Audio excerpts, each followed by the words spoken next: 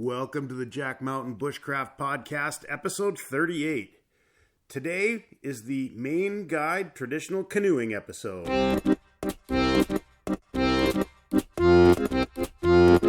Welcome to the Jack Mountain Bushcraft Podcast with your host, Jack Mountain Bushcraft School founder and Master Maine Guide, Tim Smith. I'm your host, Tim Smith. I'm a registered Master Maine Guide, and in 1999 I founded the Jack Mountain Bushcraft School. We help people become more skilled, more knowledgeable, more experienced, and more confident outdoors by using traditional skills, a few simple tools, and field-based experience. Whether you're looking to go from city slicker to competent outdoor professional, want to experience a remote expedition, or just want to learn a few new outdoor skills, we've got you covered. You can check out the show notes to this and all of our podcasts at blog.jackmtn.com. When you're there, click on the podcast button. And if you enjoy the show, please leave us a review on iTunes. Lastly, the best way to keep up with our programs and trips is to join our email newsletter, and you can do that at jmbnews.com. Welcome back to another episode of the Jack Mountain Bushcraft Podcast. Today we are going to talk about canoes, canoeing, canoe gear, and the traditional skills employed by Maine guides for generations and hundreds of years. This morning it's Christopher and I sitting in the guide shack. It's a beautiful blustery Saturday morning. How are we doing today? Can't complain. Still recovering from Grammys last night. We had a trip last night. We had to go down. There's a really cool Amish hardware store down about an hour away in Smyrna, and when we're down there, we go to Grammy's Country Inn, a restaurant with enormous portions. All the portions. Yeah, it's pretty ridiculous. Fighting a food hangover. I'm losing. But we've got lots of strong coffee, and that'll hopefully get us through anything. Want to talk today about canoeing, canoes, traditional Maine guide canoeing skills. So in this part of the world, we have different traditions than in a lot of other places. And as the canoe has sort of fallen out of favor for kayaks in most parts of the world, it's still a big part of life here. And that mostly evolved out of practicality. The early settlers learned from the natives that it's hard going walking through the forests here. So the rivers and lakes were the highways.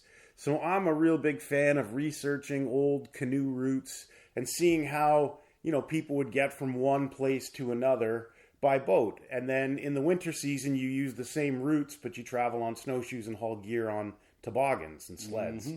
So it's the same highways and the same routes, the same highways obviously exist now as did 1,000 years ago. And it's just a question of learning them and knowing where to go and maybe the easiest route between two drainages, or something like that.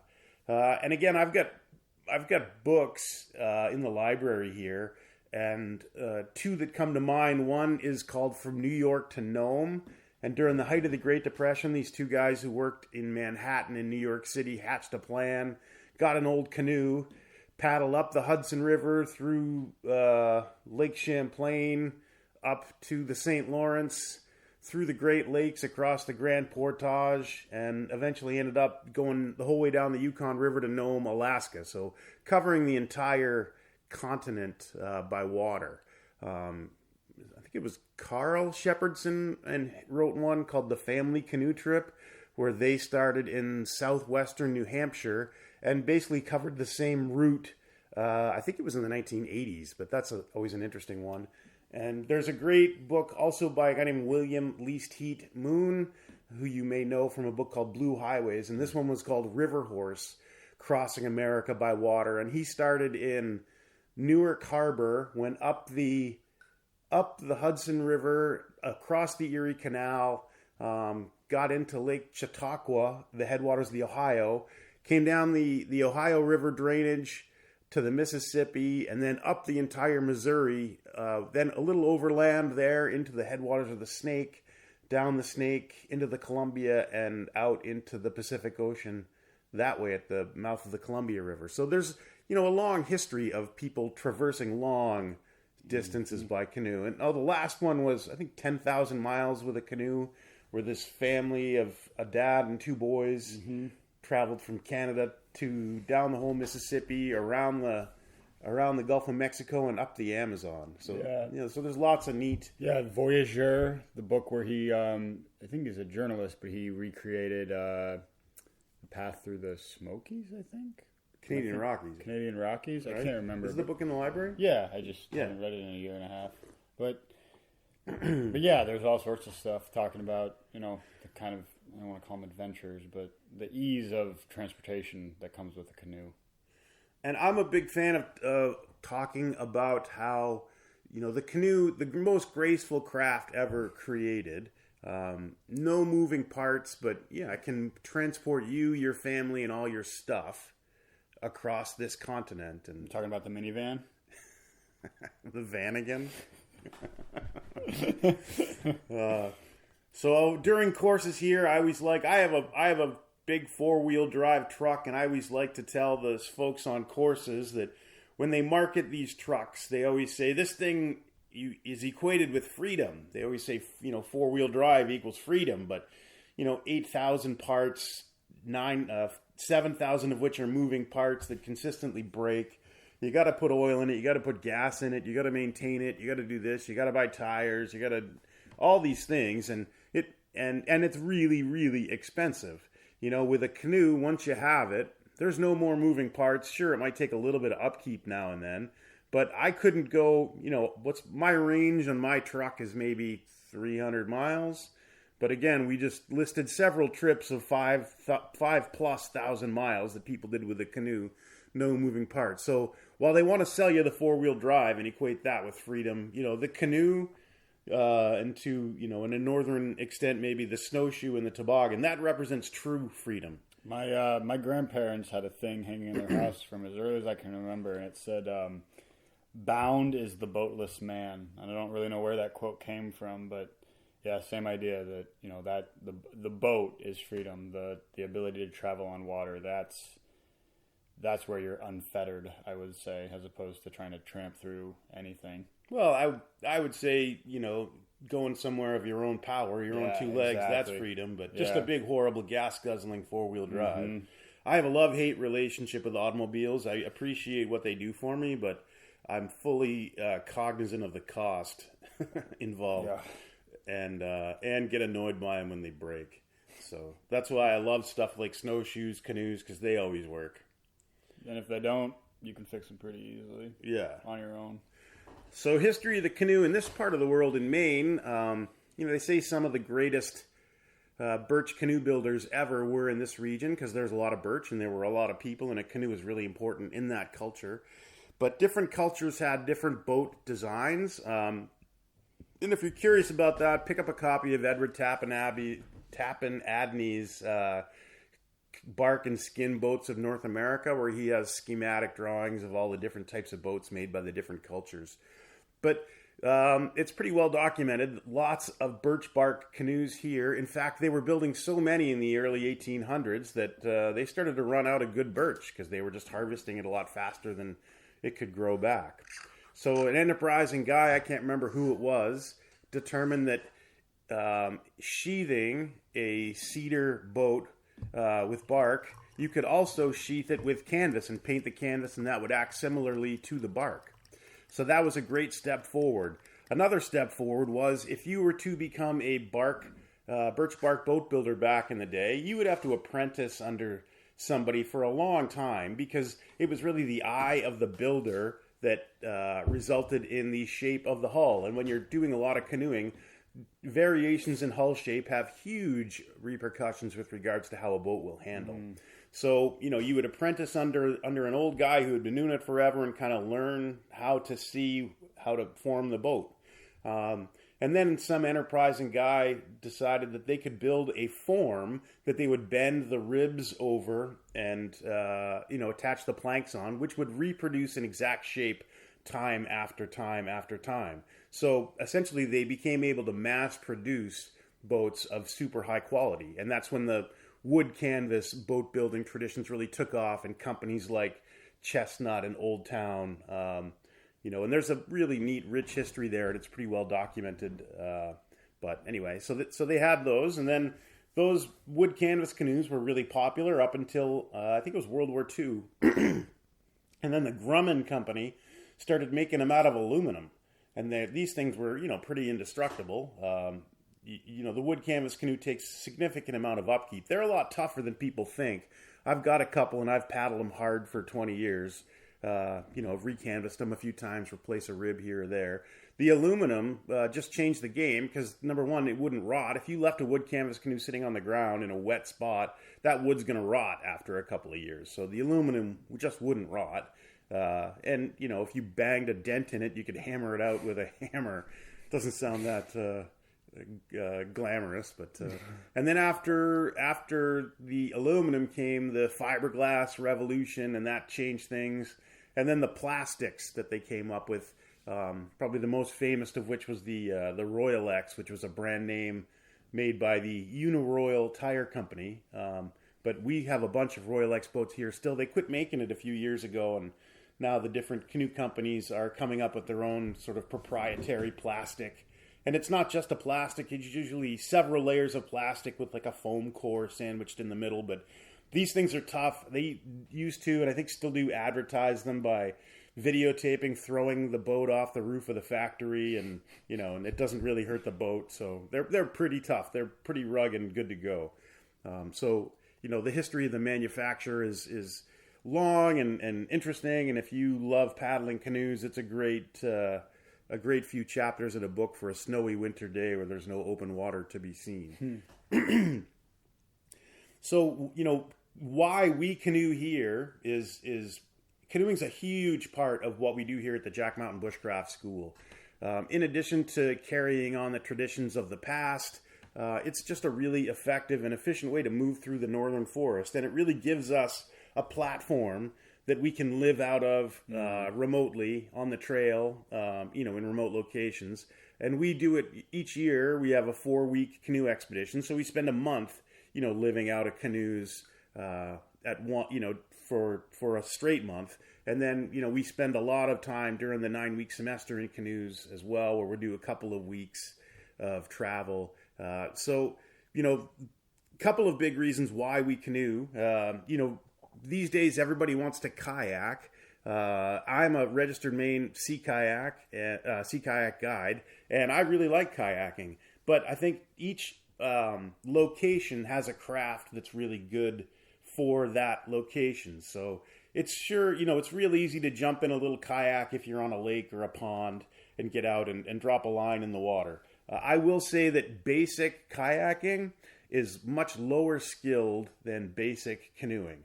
And the reason is, with a canoe, the goal is to learn to paddle only on one side of the boat. And so for each paddle stroke you take, that boat wants to yaw away from the side you're paddling on. So you have to build in corrections as part of your canoe stroke. Mm-hmm. Whereas with a kayak, you paddle on one side, you paddle on the other, and most people can jump in a kayak and keep it going pretty straight within about 3 or 4 minutes.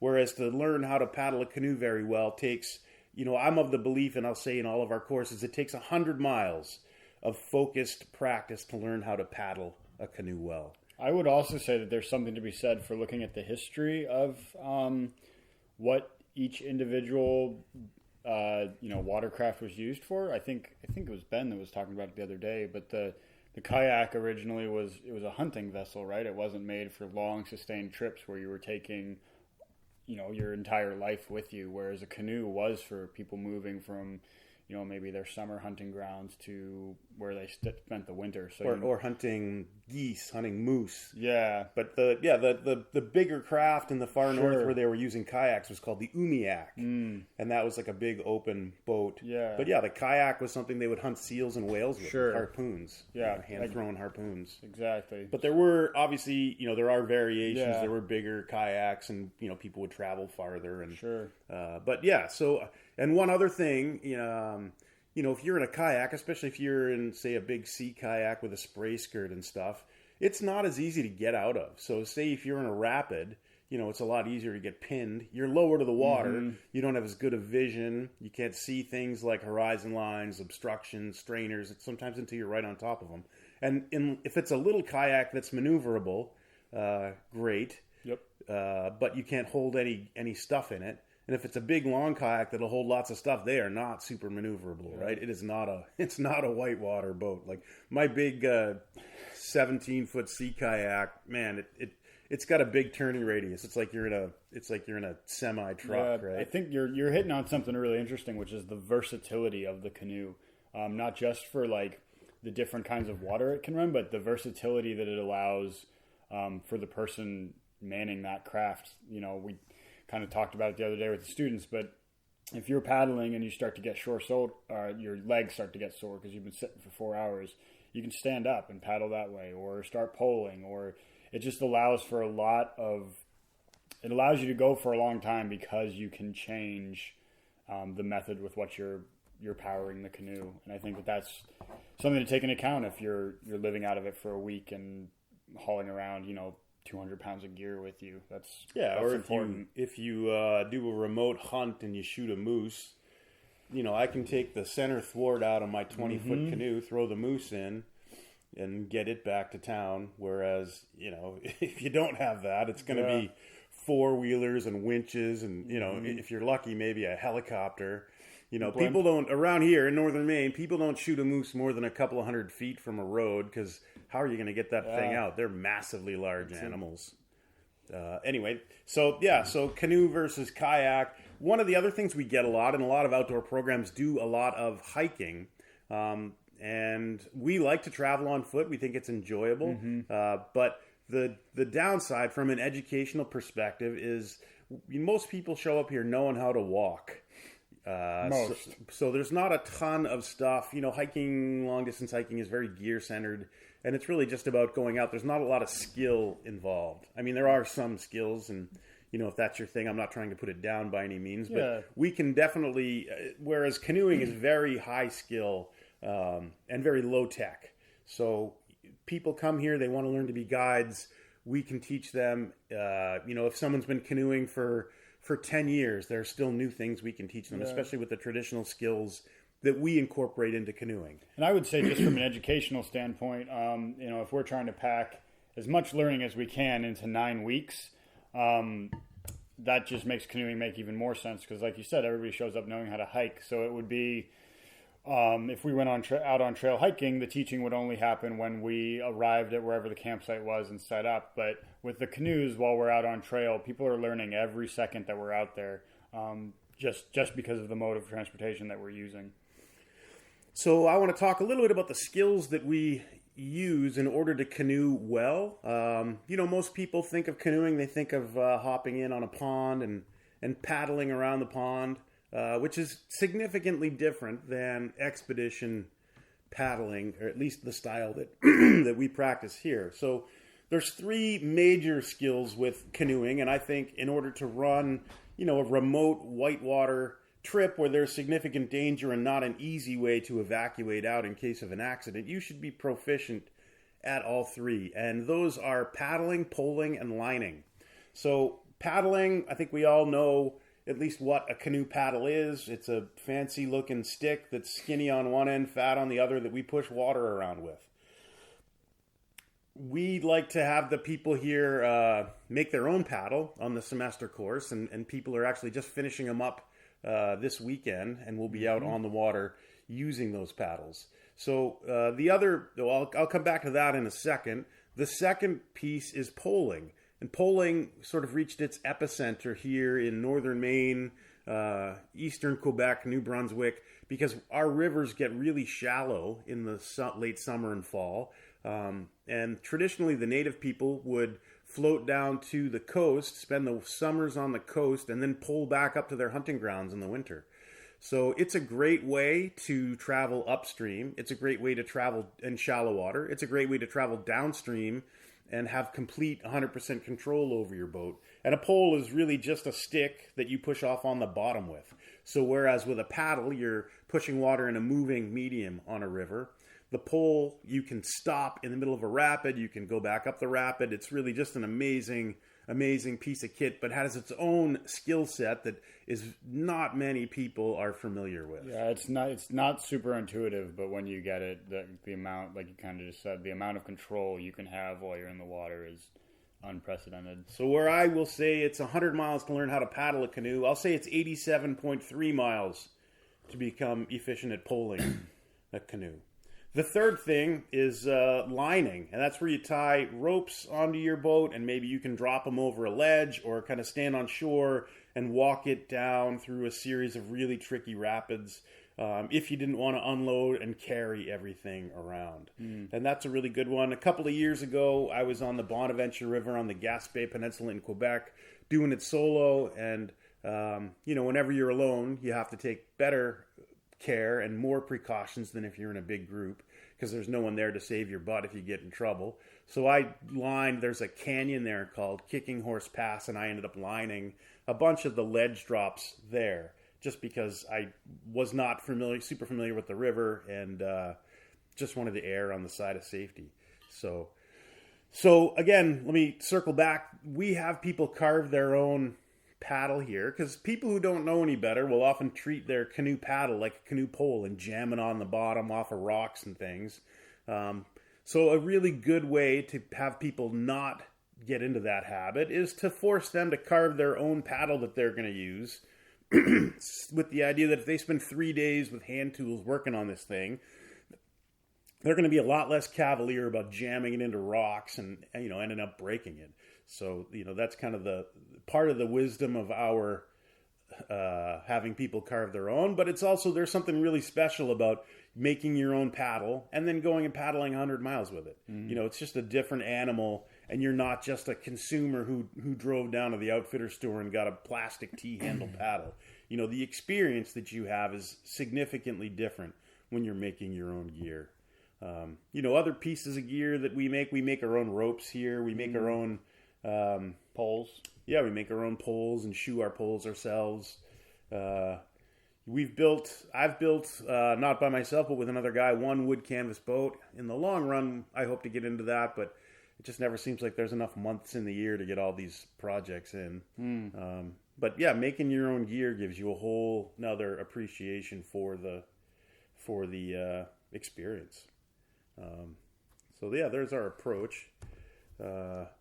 Trips that we like to go on here, I've guided on all the major rivers in northern Maine. Nope, I take that back. I've never guided the Machias River down east, and I've never been on the Moose River near Jackman. But East Branch, West Branch, and then Penobscot, Allagash, St. John, Aroostook drainage, which is our home drainage, and that's where we spend most of our time.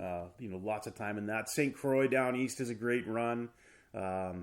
The Saco in New Hampshire and Maine, and the Androscoggin are both great runs. But we spend most of our time up here in the Aroostook drainage, and I tend to love all the little out-of-the-way places where nobody else goes, and there are a lot of them up here. It's beyond the borders of Maine. Every couple of years we do a Florida Everglades paddling trip, and that's flat water, but there are some significant navigation challenges, and it's just a really neat experience to go down there, especially when it's like late March here and you don't know if it's going to be winter or spring when you wake up each day. And it's schizophrenic. One day it'll be, the dead of winter and 2 degrees Fahrenheit, and the next day it's 60 degrees and raining. And so, that's sort of the hole up in the cabin and read books about stuff. So a great time to head south and, explore some other parts of the country. But also St. Croix on the New Brunswick, Maine border. New Brunswick's a beautiful province. And then in Quebec, I've been canoeing up with the Cree in northern Quebec with my friends David and Anna Bosom. Been over to La Vérendrye Provincial Park and the beautiful rivers out on the Gaspé, the Bonaventure. We're headed up there again in 6 weeks. We'll be on the Bonaventure, and it'll be fun. We're going to end up going with a group of guys from Karamat. Yeah, I'm excited about that. What do you? Is it just Karamat? It's not Karamat. Karamat Wilderness Ways. I was going to say Karamat Survival School, but that's not right. So no. Super looking forward to sharing the river with those guys. Absolutely. And introducing them to poling and we have a really good time when we're together. So a lot of raucous bad humor, and we'll probably shoot some sanitized video that if we shot and showed the unsanitized versions. Tim, I don't know if there's enough alcohol in the trouble. world to sanitize the humor up here. Anyway, so there's lots of great trips. When I lived in Alaska, I loved that Swan Lake canoe route down on the Kenai Peninsula. Did that a bunch of times. Great story there. We three of us did it right after we did that summer practicum in 1995. So three of us do maybe it was 40 miles, but you start off carrying through a series of lakes and ponds, and then you end up in the Moose River and float down that. So we only brought like a little bag of rice with us, I think. And, planning on living off the land as we went. And we just tried pretty hard and didn't have a lot of luck catching fish on that trip. But we came into one pond and there were a whole bunch of bulrushes. So we ate a ton of bulrushes, the bases of them. And so you'd pull them up and eat them. And it was good. So I think it was the last night we were there. I think we were on Swan Lake. And one of the guys, Patrick, who was there, master of all the edible plants and mushrooms and could ID them all. So we're camped on this lake. He finds this big thing of mushrooms, and then I think it was a couple, like a man and a woman from Germany, I want to say, were also camped on the other side of the lake. We saw their campfire, and from Swan Lake to the Moose River was like a mile-long carry. So we had to carry all our stuff, and they had all this food, but they were really interested in mushrooms. So Patrick took him for a walk in the woods. We're hungry. We hadn't eaten hardly anything in like 4 days at this point. So we take him for a walk in the woods, and Patrick shows him this big bunch of Boletus edulis, an edible, beautiful mushroom that turned out to be their favorite mushroom. They harvested a whole bunch, and they were so happy that they gave us like jars of peanut butter, jelly, fine cheeses, like cocktail sausages. So we sat there. Patrick's knowledge of edible wild mushrooms allowed us to gorge ourselves on all this stuff. I'm going to be completely honest with you, Tim. I thought that story was going to end with, and only two of us came back, like that you ate the third guy with you. No, it was tempting to do that. I'm sure. He started looking like a big turkey leg with a paddle in his hand. Exactly. So just a couple other quick points. Canoeing is a great lifelong sport, and with lifelong sports, in order to keep it interesting, you sort of want to be continuously improving, right? So there's, a couple of ways, two different ways that we will continuously improve our skills in a sport. Number one is to study or learn from someone else. So in that respect, Christopher and I here are both going to go take a Swiftwater rescue class here in 2 weekends. 2 weeks? Yeah, so that'll be fun. We've been on remote trips in the middle of nowhere, and guys have gotten boats pinned, and we pulled them off using Z-drags and flip-flop winches and other things. So it'll just be exciting to have some more ongoing formal add more to instruction the on that. repertoire. There's nothing wrong with that. Yeah, see how somebody else solves those problems. Yeah. So doing a class like that from time to time.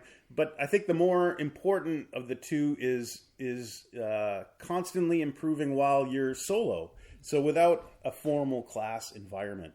And one of the things I tell all of our students is to treat your paddling stroke like a pathologist who would, dissect something and try to find out what was wrong with it, what killed it. So, as your paddle is traveling through the water, watch how that paddle moves. Watch the little whirlpools that it generates, and determine what part of the stroke are you putting muscular energy into that is not helping to move the boat in the desired direction. And then on subsequent strokes, eliminate that. So the goal in the long term is to only put muscular energy into what is driving the boat in its desired direction. So it sounds really simple now, but people who lean way forward or lean way back or have their paddle entering the water at a steep angle, all those things are energy sucks that really don't help you at all. So the goal in our guide training programs, if you're going to be guiding canoe trips, if you're working really hard and not being efficient, when you finally get to the campsite at the end of the day, your tank is probably going to be pretty empty. So if you're the guide, you need to be the person when you arrive at camp who has a lot left in the tank, because then you got to build a cooking tripod. You got to get firewood. You got to cook dinner. You got to make sure everybody's sorted out. You got to take care of all the gear. So the way to do that is to learn how to paddle as efficiently as possible. Yeah, and I would say the other aspect of that is just canoe a lot. There's we were kind of talking about it before we started recording, but the idea that every stretch of water, no matter how many times you paddle it, it's different every time. There's so many variables going on, whether that's the weather or the water level or the wind. And there's something to be learned from every second you're on the water. There's something you can be learning about how the water works and how you work in it. Every second, really? Yeah. I'd say maybe like blocks of 5 seconds, but every second. I guess I'm just going that extra 10%, Tim. No, it's an interesting thing that he's talking about. Most people have heard the term déjà vu, which is like when you feel like you've been somewhere before. But I heard a guy once talk about vuja de, which is the opposite of it. And that's sort of like seeing the world, seeing the same thing again over and over, but with new eyes. Mm-hmm. So kind of like the idea of being a tourist where everything looks new and exciting. Yeah. So if you imagine if I drive the same route on my commute to work every day, always looking for new things, always, trying to see it in a new way. Mm-hmm. And I think that's what correct me if I'm wrong, but that's what you're getting at with your paddling the same water. Exactly. There's always more to see. Exactly. There's always more to see. There's always a different thing to be learned. And I think that the other, I've never been out canoeing and felt like I was working. And I think that's an awesome segue into learning, is that you're just having fun with it. And if you're trying to improve it, if you're trying to improve the way in which you have fun, that's a pretty easy way to get yourself to learn. Yeah. And I think, along the same lines, there's value in traveling a river or going out on a lake with an old guy who's been down it or on it for years. Maybe, somebody who's done 50, 100 Allagash trips. Absolutely. They know everything about all the campsites. They know where the good firewood is. They know where the good fishing holes are. They know where the good swimming holes are. They know the little bits of history around each bend in the river. So that, there's always something new to learn, and it's always fun to go with people who've learned a lot over a lifetime. Yeah, absolutely. I think that kind of wraps up what we had mapped out to talk about this morning. So yeah. So that'll wrap up episode 38. Again, if you enjoy this podcast, please leave us a review. And if you have things that you would like for us to talk about in future episodes, get in touch with us. It's pretty easy to do. I don't need to tell you how. You can figure it out. Go on our website and you'll find out how to get in touch. You're just so helpful, Tim. I just can't get over it. Or leave a comment or whatever. But so if there's topics that you want to hear, let us know and we'll try to address them. So lastly, I just encourage you to get out there, whether it's on the water, whether it's out for a hike. The world's a beautiful place. And here in Aroostook County, spring is finally getting here. And this morning was the first... Oh, I lied. I was going to say this morning was the first morning that I could look out and not see snow, but I looked at a different direction and I still see snow. But let's kill it. We can't talk anymore. Thanks.